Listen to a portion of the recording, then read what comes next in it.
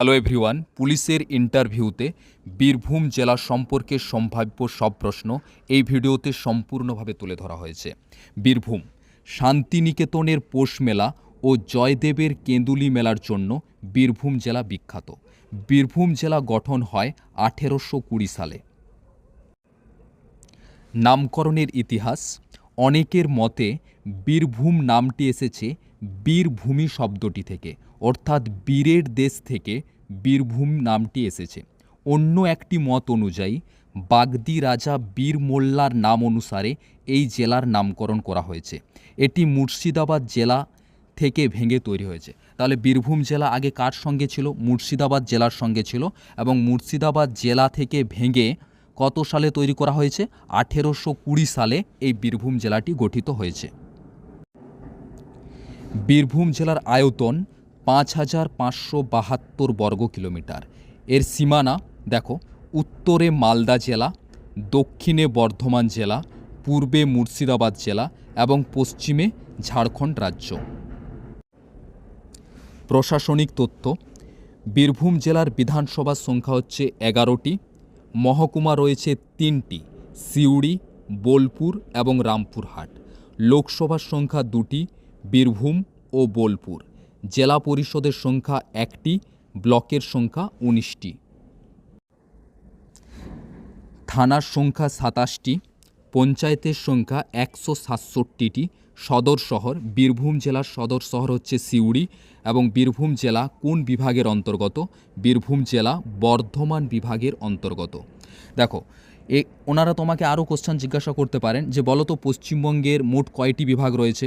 তখন তোমরা উত্তর দেবে, স্যার পশ্চিমবঙ্গে মোট 5টি বিভাগ রয়েছে।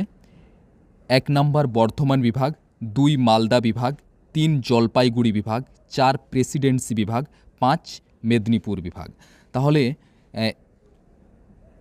বীরভূম জেলা যেহেতু বর্ধমান বিভাগের মধ্যে অন্তর্গত, তাহলে তোমাকে জানতে হবে যে বর্ধমান বিভাগের মধ্যে আর কি কি জেলা রয়েছে।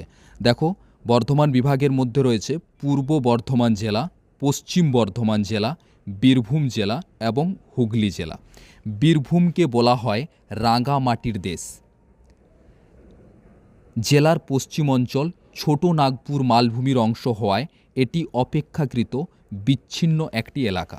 তাহলে বীরভূমকে কি বলা হয়? রাঙামাটির দেশ, এবং জেলার পশ্চিম অঞ্চল ছোট নাগপুর মালভূমির অংশ হওয়ায় এটি অপেক্ষাকৃত বিচ্ছিন্ন একটি এলাকা। বীরভূম জেলার উল্লেখযোগ্য পাহাড়ের নাম হল মামা ভাগ্নে পাহাড়।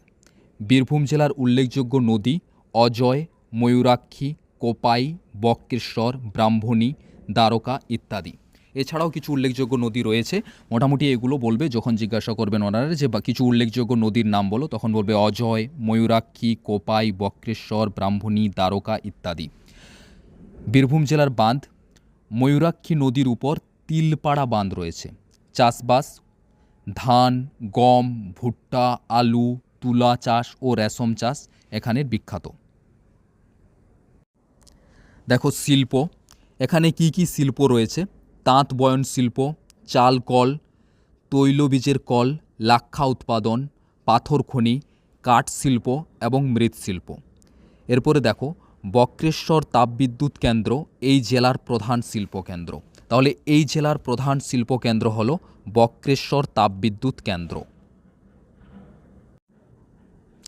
মেলা, শান্তিনিকেতনের পৌষ মেলা ও জয়দেবের কেঁদুলির বাউল মেলা আন্তর্জাতিকভাবে বিখ্যাত। উল্লেখযোগ্য শিক্ষা প্রতিষ্ঠান, বিশ্বভারতী বিশ্ববিদ্যালয়, বীরভূম মহাবিদ্যালয়, Rampurhat government medical college, Suri Vidyasagar college, কবি জয়দেব মহাবিদ্যালয়, কবি নজরুল কলেজ ইত্যাদি। এখানের কিছু উল্লেখযোগ্য rail station, Rampurhat junction rail station, Bolpur Shantiniketan rail station, Sainthia junction rail station, Ahmedpur junction rail station এবং সিউড়ি রেল স্টেশন ইত্যাদি। কোশ্চেন করতে পারেন ওনারা যে কিছু উল্লেখযোগ্য রেল স্টেশনের নাম বলো, তখন বলবে Rampurhat junction rail station, Bolpur Shantiniketan rail station, Sainthia junction rail station, Ahmedpur junction rail station, Suri rail station ইত্যাদি। এরপরে দেখো বিশিষ্ট ব্যক্তিত্ব, তারাশঙ্কর বন্দ্যোপাধ্যায়, ইনি একজন বিশিষ্ট লেখক ও ঔপন্যাসিক ছিলেন। প্রণব মুখোপাধ্যায়, বিশিষ্ট রাজনীতিবিদ ও ভারতের প্রাক্তন রাষ্ট্রপতি। অমর্ত্য সেন, বিশিষ্ট অর্থনীতিবিদ ও অর্থনীতিতে নোবেল পুরস্কার প্রাপক। খরাজ মুখার্জি, অভিনেতা, সুরকার, গীতিকার। সুমিত্রা দেবী, হিন্দি ও বাংলা চলচ্চিত্র অভিনেত্রী। আনন্দ মোহন চক্রবর্তী, ভারতীয় ও মার্কিন অণুজীবী গবেষক।